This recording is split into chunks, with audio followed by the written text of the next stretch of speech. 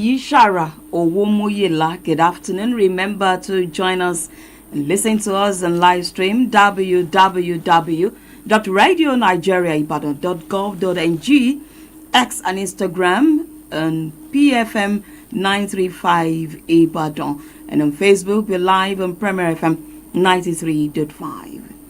Be conscious of your environment. Report any suspicious activity. And now to the details.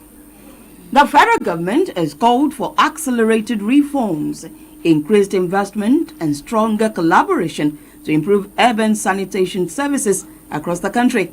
The Minister of Water Resources and Sanitation, Professor Joseph Ustef, made the call in Abuja at the unveiling of the Nigeria Urban Sanitation Sector Diagnostic Study Report conducted by the African Water Facility under the African Urban Sanitation Investment Initiative. The minister, who was represented by the acting permanent secretary of the ministry, Ali Dalla, said the report marked a major step towards achieving safely managed sanitation services in Nigeria. He appreciated the African Water Facility, the African Development Bank, and other development partners for supporting the country's water, sanitation, and hygiene sector, noting that the study demonstrates Nigeria's commitment to strengthening partnerships, mobilizing investment, and implementing reforms to improve public health, protect the environment, and enhance livelihoods. The minister described sanitation as a strategic investment capable of reducing disease, protecting water resources, creating jobs, and promoting sustainable economic growth. He added that the report identified measures of strengthening regulation, the measures to strengthen regulation, improve utility performance, attract private sector investment, and develop bankable sanitation projects. Also speaking, the Director of Water Quality Control and Sanitation, Jamilu Danhabo, said rapid urbanization, population growth, inadequate water supply, and underinvestment had continued to worsen sanitation challenges across the country. Representatives of the African Development Bank described the report as a roadmap for action, stressing that achieving universal sanitation by 2030 would require stronger collaboration among governments, development partners, the private sector, and communities. The federal government has directed all regulatory agencies under the Ministry of Communications, Innovation and Digital Economy to speak with one voice on policies relating to internet platforms and online intermediaries. The Minister of Communication, Innovation and Digital Economy, Dr. Bosun Tijani, who issued the directive, said regulatory status quo be maintained on matters relating to the regulation of internet platforms, online intermediaries, and other cross-cutting digital economy issues pending the development of a harmonized national policy and government framework. According to a statement issued in Abuja by the minister, the directive is necessitated by the need to ensure seamless implementation of government policies where the statutory responsibility of sector regulators intersect. Dr. Tijani said the decision followed a high-level strategic meeting he had with the leadership of the Nigerian Communication Commission, NCC, the National Information Technology Development Agency, NITDA, and the Nigeria Data Protection Commission, NDPC. He noted that regulatory coordination is not only essential for preserving legal certainty, but also fundamental in promoting investment, innovation, consumer confidence, and Nigeria's long-term competitiveness as Africa's leading digital economy. The Nigerian Communications Commission, NCC, is called on students to take an active role in protecting telecommunications infrastructure, describing it as a critical national asset that supports education, innovation, economic growth, and digital connectivity. The Executive Vice Chairman and Chief Executive Officer of the NCC, Aminu Maida, made the appeal during a courtesy visit by the newly elected leadership of the National Association of Nigerian Students, NANS, to the Commission's headquarters in Abuja. Represented by the Director of Public Affairs, Nnena Ukoha, Maida congratulated the newly elected NANS President, Akintaye Babatunde, and members of the association's Executive Council on their emergence. He stressed that students have a vital role to play in protecting their assets through responsible civic engagement and public awareness. The NCC boss said the relationship between the Commission and NANS had remained strong through continuous dialogue, mutual respect, and constructive engagement, expressing confidence that the new leadership will further strengthen collaboration. He urged NANS to participate actively in the Commission's stakeholders' engagement activities, particularly public consultations on regulatory and consumer-related policies. He ensured that the interests of Nigerian students are reflected in the country's telecommunications policy framework. The federal government has reaffirmed its commitment to strengthening Nigeria's higher education system through the National University Advancement Program, NUAP, describing the initiative as a key strategy for building financially stable, globally competitive and future-ready universities. The Minister of Education, Dr. Tunji Alausa, gave the assurance in a keynote address at the closing ceremony of the National University Advancement Program training for university officials. Dr. Alausa said the program is a strategic intervention aimed at promoting institutional sustainability and repositioning Nigerian universities for long-term growth in an increasingly competitive global knowledge economy.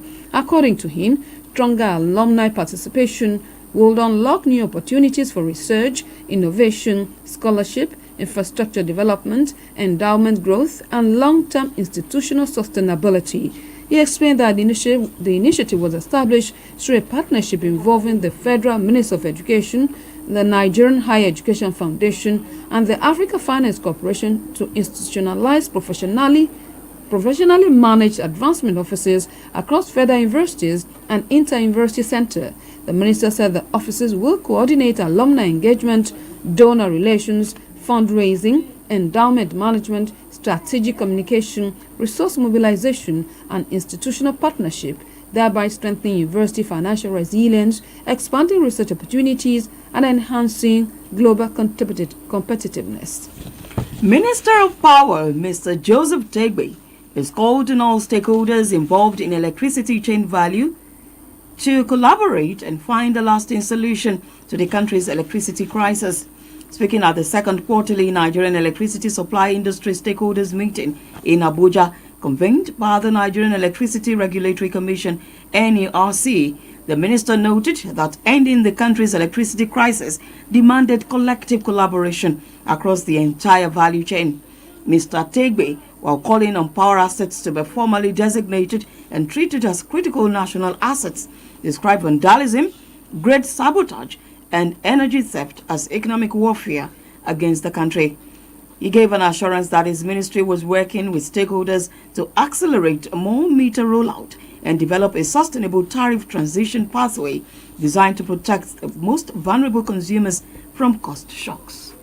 Residents in Ibadan, your state capital, have expressed relief over the reduction of price of liquefied petroleum gas, popularly referred to as cooking gas. Residents expressed their feelings in separate interviews with Radio Nigeria in Ibadan. A caterer, Mrs. Tosin Akomolafe, said the sudden crash in gas price was a prayer answered for Nigerians, noting that the former price of 2,000 naira per kilogram had drastically affected many businesses and homes. This price drop is an answered prayer for my catering business because last month I was still getting 1 kg for 2,800 naira in my junction and I was practically running at loss and I couldn't double price for my food without losing customers. Also, a civil servant, Mr. Kolade Ashiru, described the price crash as a welcome development. Radio Nigeria observed that the prices of cooking gas, which was once sold for 2,000 naira, now sells for between 1,000 naira and 1,200 naira per kilogram. According to the Nigerian Association of Liquefied Petroleum Gas Marketers, the price crash was as a result of substantial improvement in domestic supply logistics and subsequent softening increase of depot prices. The federal government has launched the southeast phase of the renewed Hope Farm Input Support Program, distributing 80,640 fertilizer bags to 20,160 registered smallholder farmers across 4 participating states. The National Agricultural Development Fund, NADF, launched the intervention at Ndubisi Kanu Hero Square in Owerri, Imo State, to boost agricultural productivity, strengthen food security, and support preparations for the 2026 farming season. Minister of Agriculture and Food Security, Senator Abubakar Kyari, represented by Malam Ibrahim Tanimo, who described the program as a strategic investment, said direct support will reduce production costs, increase crop yields, and strengthen food self-sufficiency.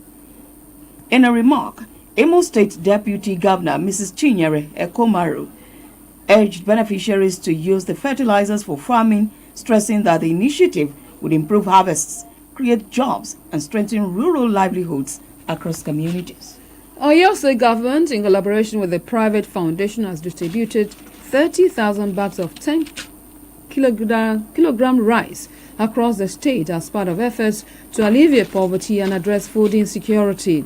The Food Relief Initiative, second of its kind, targeted residents across all strata of the society, including persons living with disability and the elderly. The event was held at the State Secretariat. Speaking during the distribution, Governor Seyi Makinde opined that private sector involvement through corporate social responsibility will significantly support government efforts to reduce poverty and food insecurity in the country. Governor Makinde, represented by Secretary to the State Government, Professor Musiba Babatunde, noted that the initiative reflects sustainable engagement with private sectors. He then expressed gratitude to the Foundation for what he described as a noble and global initiative aimed at supporting vulnerable citizens. Head of Operations for the Foundation, Mr. Victor Ijiro, who said the donation was a response to the harsh economic situation across Nigeria, charged beneficiaries to share with their households and neighbors in need. He noted that the distribution in Oyo State was part of several planned interventions across the country, as the foundation continued its partnership with state government to address poverty and food insecurity. Some beneficiaries who received the rice expressed appreciation for the gesture, noting that it would help to cushion the effect of rising food costs in their homes. The Nigeria Police Force Oyo State Command has apprehended the suspects involved in the murder of a community leader in a boundary between Oyo and Osun states, identified as Shegun. The suspects, Rabiu Yusuf and Tunde Adeyinka, were paraded at the command's headquarters Eleyele, Ibadan. Addressing newsmen, the command public relations officer, Mr. Olayinka Anyolade, explained that the investigation, which began in 2023 following a communal crisis, resulted in the arrest of the primary suspects after they were found to have murdered and buried the victim in a shallow grave in Iyanofa, Lagelu local government, Oyo State, in 2024. According to Mr. Anyolade, the breakthrough in the case came when one of the suspects, Rabiu, shot at another man whom he had previously accused of attacking him in the same community over land disputes. He said the incident led to his immediate arrest and further interrogation by the command's monitoring unit, which resulted in a confession of his involvement in the earlier murder. The state PPRO said the second suspect was responsible for providing the ammunition used in the crime. One of the suspects, Rabiu, admitted to being part of the gang who killed the victim and buried him in the shallow grave. Radio Nigeria gathered that the body of the deceased was exhumed and deposited at a morgue following a court order. Speaking on increase in communal crisis, the Commissioner of Police, Mr. Olugbenga Abimbola, said the command is collaborating with all relevant agencies and government stakeholders to put an end to communal conflicts in the state. The federal government has expressed sorrow over the death of a Nigerian medical graduate, Mrs. Nnani Marian, who reportedly died from injuries sustained during a Russian aerial attack in Kiev, Ukraine. This is contained in a statement by the spokesperson for the Ministry of Foreign Affairs, Kiniebi Ebiemfa. According to the ministry, the 23-year-old graduate of Kiev National Medical University reportedly succumbed to injuries sustained during a Russian aerial attack on Kiev, Ukraine. Government extended its condolences to the deceased family and all those affected by the tragedy. It added that the ministry was already engaging relevant authorities and Nigeria diplomatic mission to ascertain the circumstances surrounding the incident and support the family. This is the world today. The stories that made the headlines so far: federal government has sought stronger investment collaboration in urban sanitization. Minister has ordered regulatory agencies to be synergized. Still to come, Kenyan police ban march and protest anniversary. South Korea enforces new law on false information.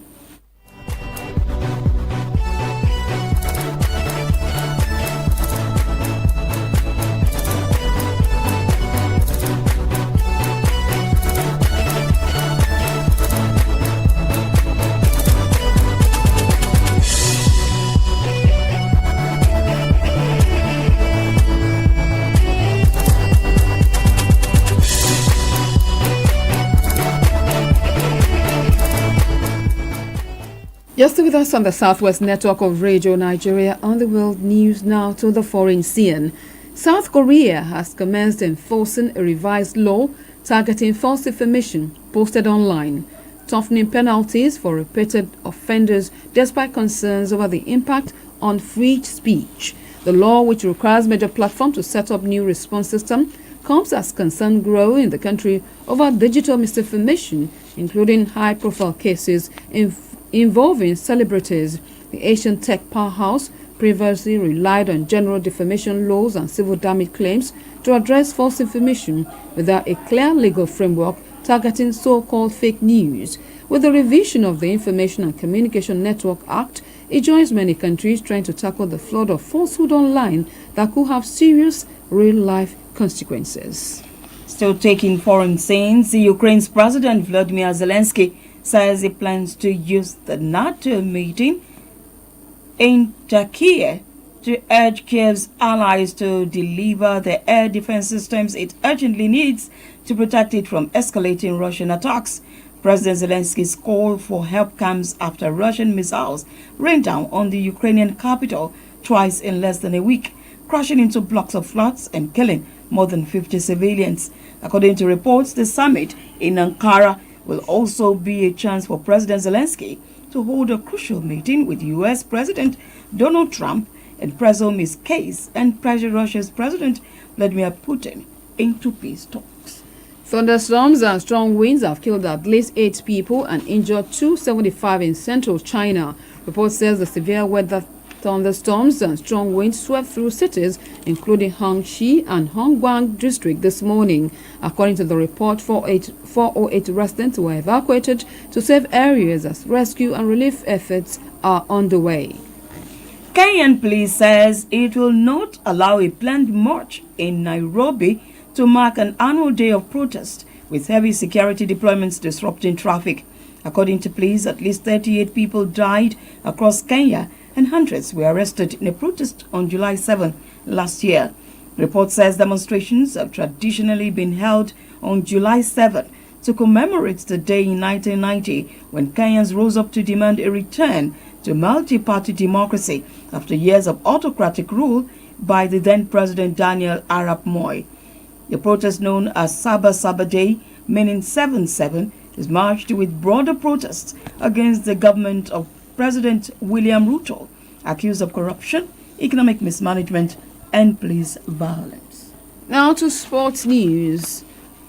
All the host nations of the 2026 FIFA World Cup have been eliminated from the tournament after the United States of America were thrashed 4-1 by Belgium in the round of 16 fixtures in the early hours of today. The Belgium team put up a commanding display to knock USA, who are the only host nation left in the tournament after both Canada and Mexico had lost their round of 16 matches.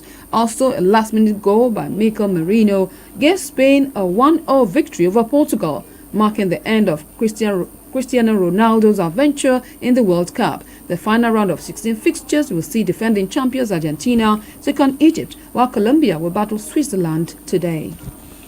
The need for continuous monitoring of the nation's forests forms the basis of today's Heart of the Matter. It is written by Fumilola Obagbayegun of our current affairs unit. Forests are a priceless and national asset beyond their scenic beauty. They sustain life by purifying the air, regulate the climate, conserve biodiversity, protect watersheds, prevent soil erosion, and support the livelihoods of millions of people. In many parts of Nigeria, forests also provide food, medicinal plants, timber, and other valuable resources that contribute significantly to the nation's economy. Sadly, these invaluable natural resources are under increasing pressure. Illegal logging, indiscriminate tree felling, bush burning, encroachment, illegal mining, and unsustainable farming practices continue to degrade many of the nation's forest reserves.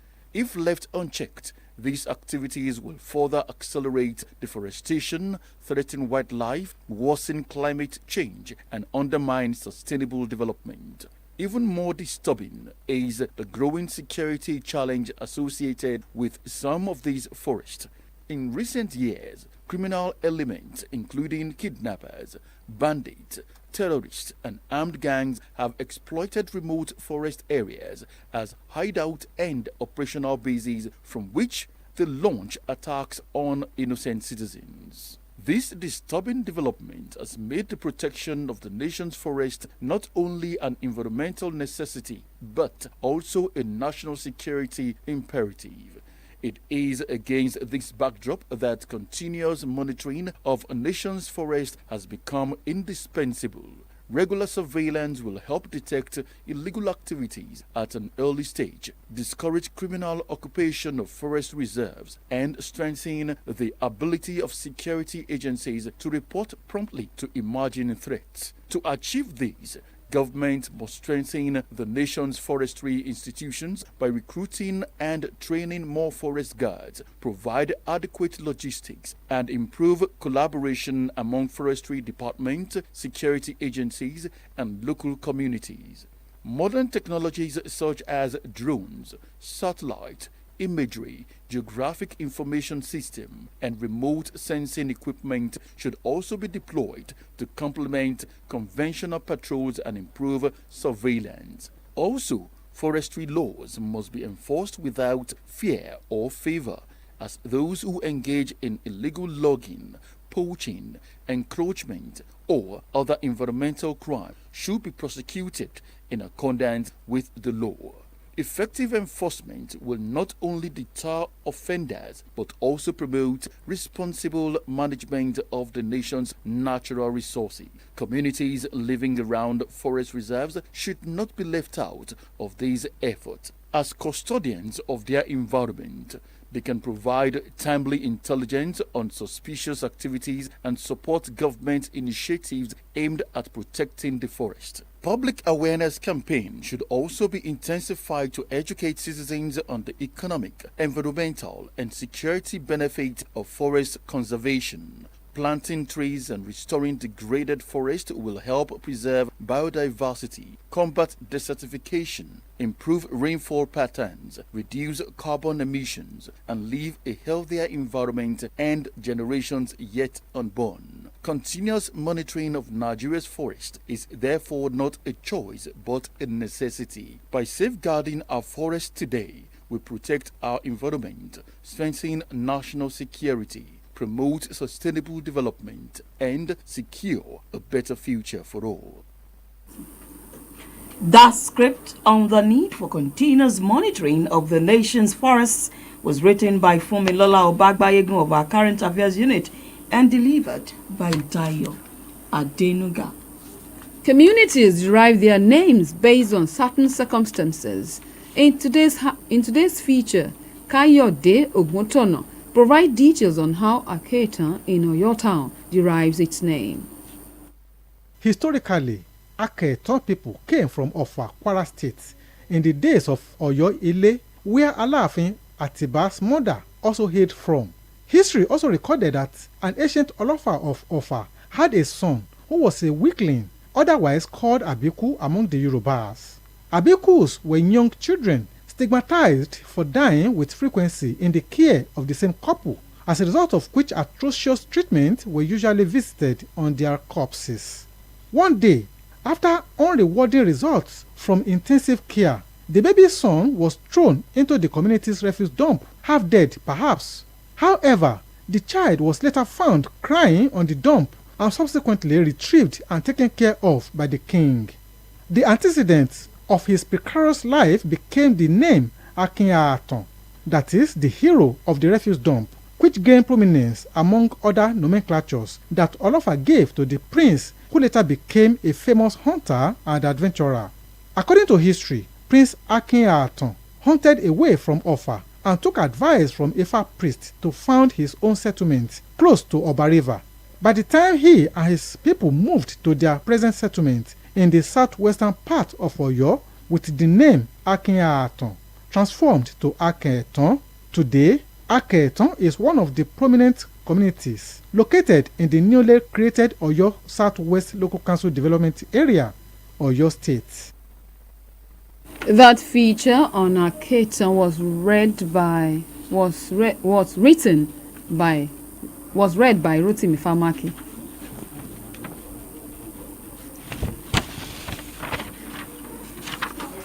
And to end the news on the world today from the stable of Radio Nigeria, we take a look at the major items again. The federal government has called for accelerated reforms, increased investment, and stronger collaboration to improve urban sanitation services across the country. The Nigerian Communications Commission (NCC) has called on students to take an active role in protecting telecommunications infrastructure, describing it as a critical national asset that supports education, innovation, economic growth, and digital connectivity. Kenyan police says it will not allow a planned march in Nairobi to mark an annual day of protest with heavy security deployments disrupting traffic. In South Korea has commenced enforcing a revised law targeting false information posted online, toughening penalties for the repeat offenders despite concerns over the impact on free speech. Well, that's it on the world today. Join us tomorrow for a fresh edition of the program. Modupedoba edited. I am Remi Omolola from my colleague Feyishara Owomoyela. We thank you for listening. Good afternoon. Very shortly, we join our network studios for the next program. Good afternoon.